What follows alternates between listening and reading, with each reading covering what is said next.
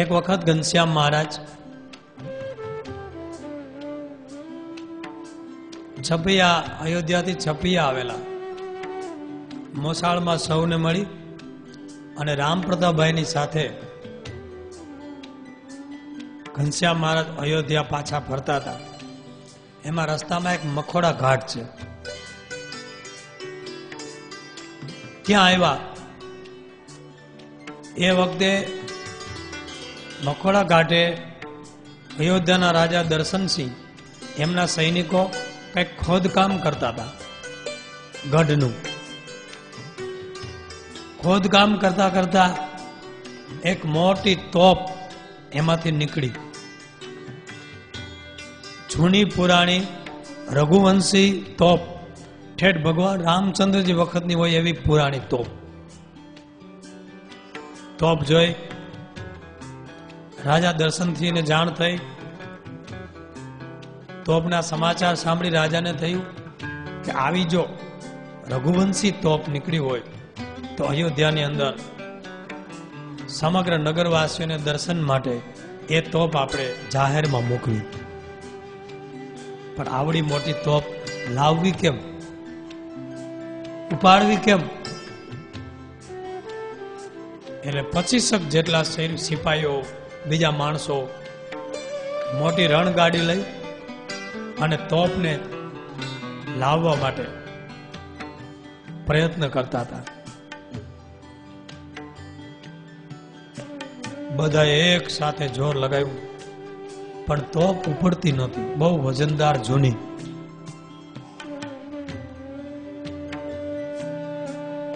અને નવાઈની વાત એ હતી કે આખી તોપ સોનાની. મૂળ તો લોખંડની હતી, પણ પારસમણીના સ્પર્શથી આ તોપ સોનાની થયેલી હતી. એટલે રાજાને બહુ ઇંતજારી હતી કે નગરજનો આ તોપ જોવે, પણ ઉપડતી નહોતી. સૈનિકો મહેનત કરીને થાકી ગયા. એવામાં રામ પ્રતાપભાઈ અને ઘનશ્યામ મહારાજ નીકળ્યા. એટલે સૈનિકોએ તરત કીધું, અરે રામ પ્રતાપજી, જો આ તોપ અમે રણગાડીમાં ચડાવવા માટે બહુ પ્રયત્ન કર્યો, પણ કોઈ હિસાબે ચડતી નથી. તમે અમને મદદ કરો ને. રામ પ્રતાપભાઈ લશ્કરની અંદર સિપાહી હતા. ઘનશ્યામ મહારાજના મોટા ભાઈ એક સિપાહીના એક ટુકડીના લીડર હતા. તો રામ પ્રતાપભાઈ તમે મદદ કરો ને. રામ પ્રતાપભાઈએ પણ સૌ સિપાહીઓની સાથે પ્રયાસ કર્યો તોપને ઉપાડી, પણ કોઈની કારી ફાવી નહીં. દૂર ઉભા ઉભા ઘનશ્યામ મહારાજ બધું જોતા હતા. થોડે દૂર બધા બહુ મહેનત કરતા હતા.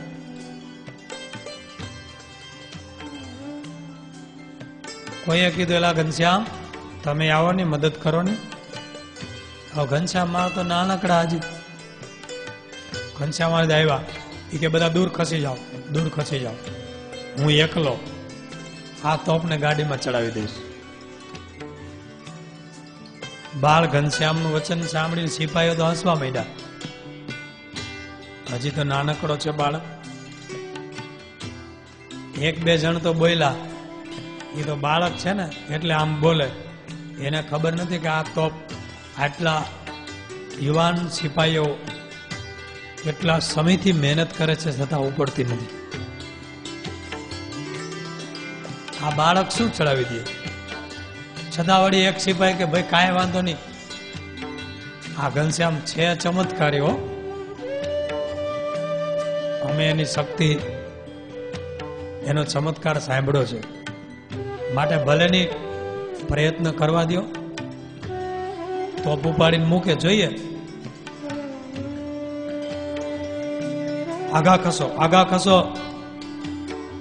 ઘનશ્યામ મહારાજ બધાને આગા ખેંચવા અને પોતે આવ્યા નજીક. આમ જે તોપ પાસે આવી અને સહજતાથી, જેમ આપણે આમ બેટ ઉપાડીએ એટલી સહજતાથી આમ તરત તોપ ઉપાડી અને રણગાડી મૂકી દીધી. બધા જોઈ રહ્યા, ચમત્કાર સર્જાયો, સ્તબ્ધ બની ગયા. ઓહો, નવાઈ લાગી કે આવડા નાના બાળક, હજી તો 10 વર્ષની ઉંમર, અને આટલી શક્તિ. પણ આમ જોવા મીના ને ઘનશ્યામ મહારાજની સામે એવું દિવ્ય રૂપ. કોઈક સિપાહીઓને હનુમાનજી રૂપે દેખાયા, કોઈક સિપાહીઓને ભગવાન શ્રી રામ રૂપે દેખાયા.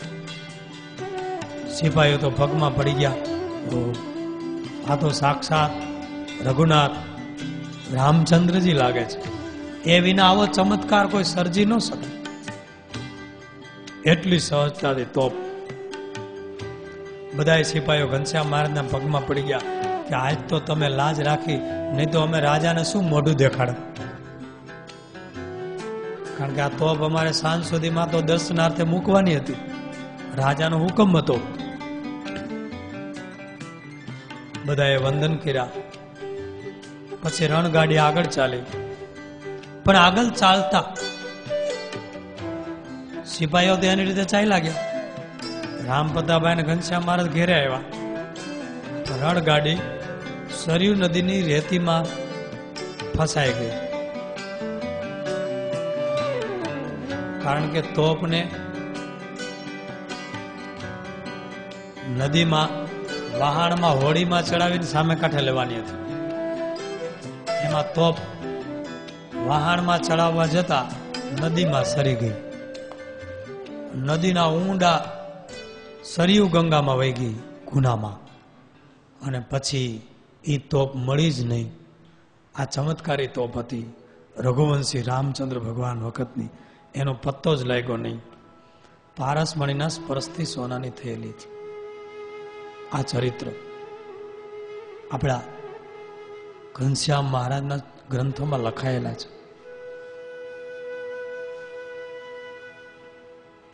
ધર્મદેવને 3 ગાયો હતી. એક ગોરી ગાય, ગોમતી ગાય અને કપિલા ગાય. 3 ગાયો. એક મંગળ આહિર ભરવાડ હતો. એ આખા ગામની ગાયો ચરાવે. આ 3 ગાયોને પણ ચરાવવા માટે લઈ જાય. તમને ખ્યાલ હોય કે ગામડાઓમાં ભરવાડો ગાયો ચરાવતા હોય આખા ગામની એક સાથે. રોજ ચરવા જાય. એક દિવસ એવું બન્યું, કપિલા ગાય અને ગોમતી ગાય બંને સાંજે ઘેર આવી, પણ ગોરી ગાય ન આવે. ભક્તિ માતાને ચિંતા થઈ. રામ પ્રતાપભાઈને કીધું કે રામ પ્રતાપ, તમે ક્યાંક તપાસ તો કરો, આપણી ગાય ઘેરે આવી નથી. રામ પ્રતાપભાઈ મંગળ આહિરને પૂછ્યું કે ભાઈ, સાંજ સુધીમાં બધાય ઢોર ખેડે આવી જાય, આજે અમારી ગાય કેમ આવી નથી? પેલો આહિર કે ભાઈ, મને કાંઈ ખબર નથી, દરરોજ તો આવી જાય છે. આજે ક્યાં દૂર નીકળી ગઈ હોય, જુદી પડી ગઈ હોય, જંગલમાં ભૂલી પડી ગઈ હોય. ગોરી ગાય આમ તો સોજી છે, કોઈ દિવસ આડાવડી જાય નહીં, છતાં કેમ પાછળ રહી ગઈ હશે, કાંઈ ખબર પડતી નથી. બધાએ ચિંતા કરવા લાગ્યા. ધર્મદેવ, રામ પ્રતાપભાઈ અને મંગળ ગવાળીઓ તપાસ કરવા માટે સાંજના સમયે હાથમાં લાકડીઓ લઈ અને જંગલ તરફ નીકળી ગયા. પણ જ્યાં તપાસ કરવા માટે ચાલતા ત્યાં તો ઘનશ્યામ મહારાજ કે મારે આવવું છે ભેગું. ધર્મદેવ કે ના ઘનશ્યામ, અત્યારે રાત્રિનો સમય છે, જંગલમાં હિંસક પશુઓનો ભય હોય, માટે તું ઘરે રહે, અમે ગૌરી ગાયને શોધીને આવીએ છીએ.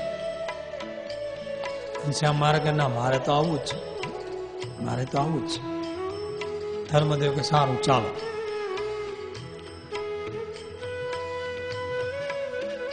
જંગલમાં તપાસ કરવા માંડ્યા.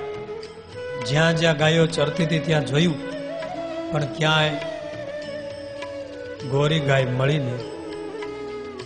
ત્યારે પેલા આહિરને યાદ આવ્યું કે અહીંયા બખરોલી ગામના ઢોર ચરતા હતા, કદાચ તેના ભેળી ચાલી ગઈ હોય.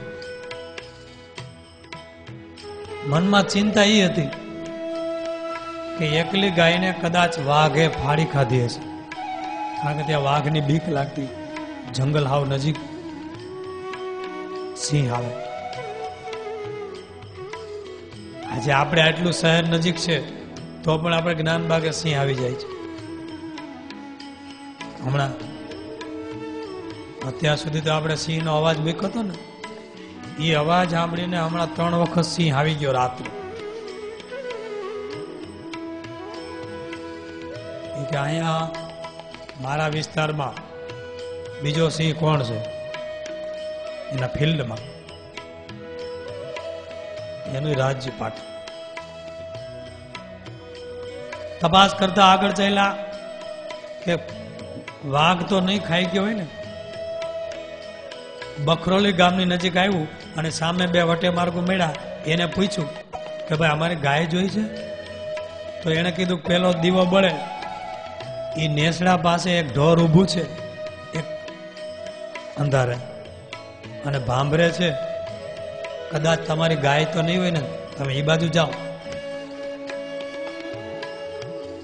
તરત બધા ઉપડતે પગલે એ બાજુ ગયા અને મંગળ આહિર એને સાદ કર્યો. ગાયો ચારનારા હોય ને એનો ઘેરો સાદ કરે, અને બધી ગાયો દોડીને એની પાસે આવી જાય. સાદ કરીને ગાયને બોલાવી. અવાજ સાંભળતા જ ગોરી ગાય હંભા હંભા કરતી એમના તરફ દોડી હિંસોરા કરવા લાગી. ધર્મદેવની પાસે આવી, એમને માથે હાથ ફેરવો. ઘનશ્યામ મહારાજે પણ ગાયની માથે હાથ ફેરવો, અને પછી ગાયને લઈ ચાલતા જાય છે. હવે જે બન્યું એ જોવાનું છે. મંગળ આહિર અને મોટાભાઈ રામ પ્રતાપજી આગળ ચાલતા હતા, વચ્ચે ગોરી ગાય હતી. પછી ધર્મદેવ અને ઘનશ્યામ મહારાજ પાછળ ચાલ્યા આવતા હતા. રાત્રિ પડી ગઈ હતી, ચંદ્ર ઉદય થવાની તૈયારીમાં હતો, અંધારું થોડું હતું. સૌ ચાલતા ચાલતા ગાયને લઈ ઊંડો રસ્તો જંગલ જેવો આવ્યો, એમાં ચાલ્યા જતા હતા. અચાનક સામે વાઘ આવ્યો. ચમકતી 2 આંખો દેખાણી. અંધારામાં વાઘ અને સિંહની આંખો બહુ ચમકી. એલા આ શું હશે? ગાય, ભેંસ, હરણ, આ બધા પશુઓ જંગલી પ્રાણીને ઓળખી લે, તરત જ એની ગંધ આવી જાય. અને તરત ગોરી ગાય ઊભી રહી ગઈ, સજડ થઈ ગઈ, કાન ઊંચા, ખીલો થઈ ગઈ, હાલે નહીં. રામ પ્રતાપભાઈ સાવધાન બની ગયા કે કાંઈક નક્કી જંગલી જાનવર છે. ધર્મદેવને પૂછ્યું કે હિંસક કોઈક પ્રાણી છે, સિંહ હોય કે વાઘ હોય એવું કંઈક લાગે છે. રામ પ્રતાપભાઈ જેની નજર કરીને જોવા માંડ્યા. ઘનશ્યામ મહારાજ આગળ જવા જાય કે ઉભા રે હું જોતો આવું. ત્યાં તો ધર્મદેવ બાવડું પકડ્યું, તારે નથી જવું, તું અહીંયા રહે. આમ જોયા વગર ઉતાવળ ન કરાય. સિંહ હોય, વાઘ હોય, જંગલી પ્રાણી તો ફાડી ખાય. સૌ ઉભા રહી ગયા, પણ ગોરી ગાય તો ધ્રુજતી હતી. સૌ એને પંપાડતા હતા. પેલો વાઘ રસ્તાની ઉપર ટેકરો હતો, એની ઉપર ચડ્યો અને આમ તરાપ મારવાની તૈયારી કરે. કારણ કે ગાયને મારવી હોય તો ઉપર ચડીને આમ હુમલો કરવો પડે, એટલે આમ ટેકરા ઉપર ચડ્યો હુમલો કરવા. આમ ટગર ટગર જોતું હતું વાઘ. ચંદ્રનું અજવાળું સ્પષ્ટ થયું અને અજવાળામાં વાઘ દેખાણો સ્પષ્ટ. પેલા આહિરે કીધું આ તો વાઘ છે, ભાગો. આપણે અહીંયા આગળ કોઈ જતા નહીં.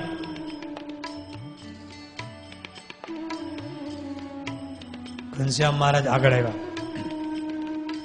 ઉભા રે હું જાઉં છું, તમે ચિંતા કરો માં. ધર્મદેવ કે અરે તારે જવું નથી, આ વાઘ ફાડી ખાય.